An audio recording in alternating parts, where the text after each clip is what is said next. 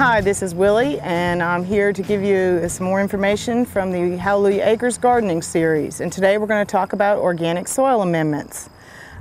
We did a soil test, and we've got some tubes here that you can take a look at again. Shows you what the results are, and I don't know if this helps show off the colors a little bit, but based on the results that we've got in these tubes and comparing it to the color chart provided with the kit, it looks like that our pH is on the alkaline side. We've got some nitrogen in there, although it may be low because this is after we've harvested several crops. It looks like our phosphorus in the blue there is a little bit on the low side, and we probably have some sort of moderate potassium or potash. So let's take a look at some of the soil amendments that you can get as organic supplements to make adjustments to your soil if you need to. We've got several items here available.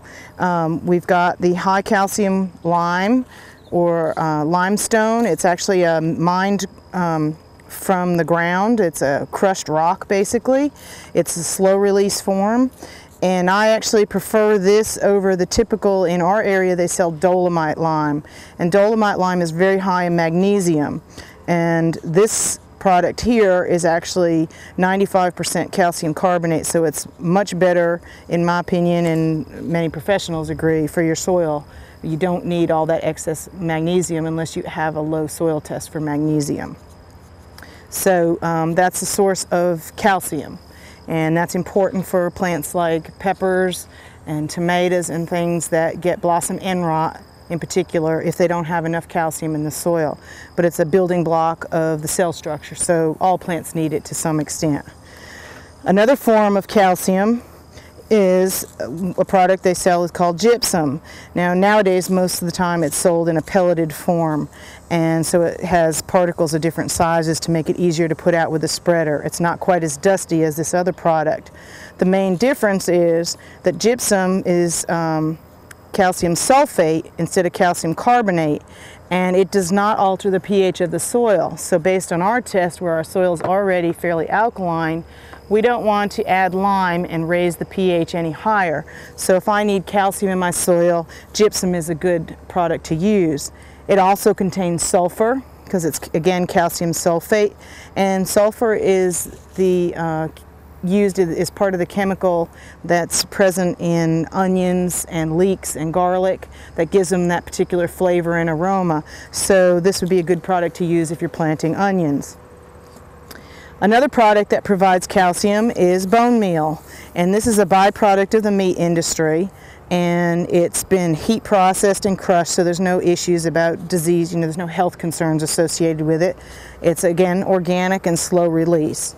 And this product provides calcium and phosphorus as well, along with another selection of micronutrients and minerals. So it's a good all-purpose product to use, and I think most people are probably familiar with it being used when they plant bulbs in the fall, but it's also great for your vegetables in the garden.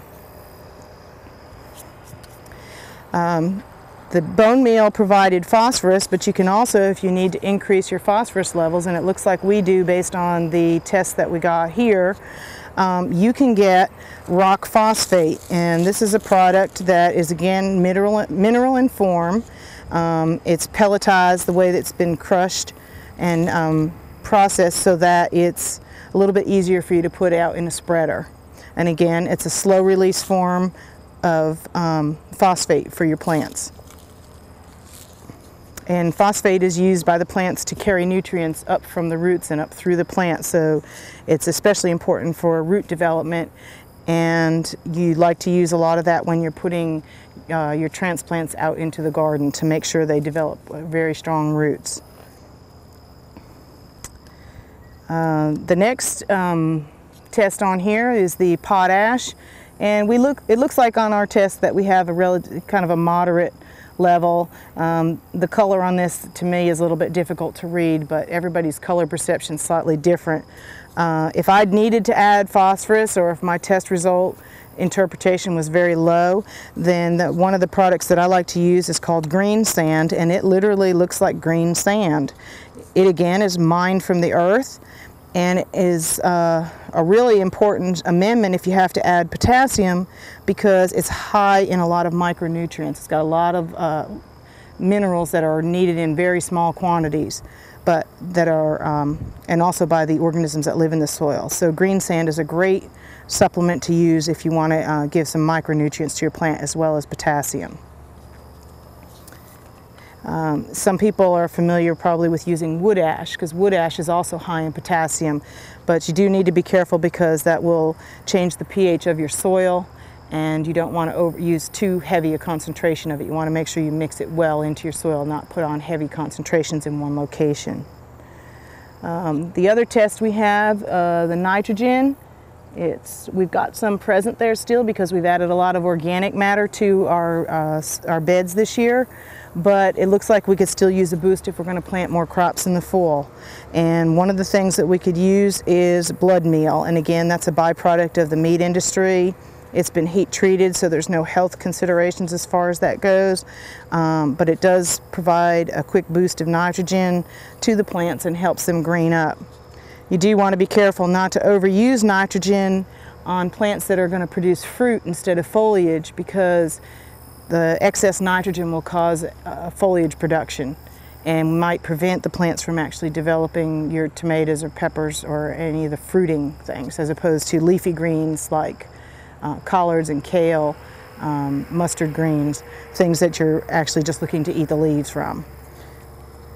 And if this all seems too complicated for you, or your soil levels are relatively in balance and you just want to maintain them, you can buy an organic blend that's a combination of these different ingredients and perhaps some others. And it looks kind of similar, it's, you know, granular in texture to make it easy to spread. And it'll provide a balance of slow release nutrients because it's composed of organic materials, and satisfy the nitrogen, phosphorus, and potassium needs for a general group of plants. Sometimes you'll have a soil test result. You won't get it from one of these kits, but you can send off a soil sample through the Ag Extension Service in the United States at least. The state universities all provide that service at no charge. And you can get the materials to do that through your local Ag Extension Service. And if you did happen to get a test result that said that you needed a micronutrient such as boron, the 20-multein borax is a great way to do that.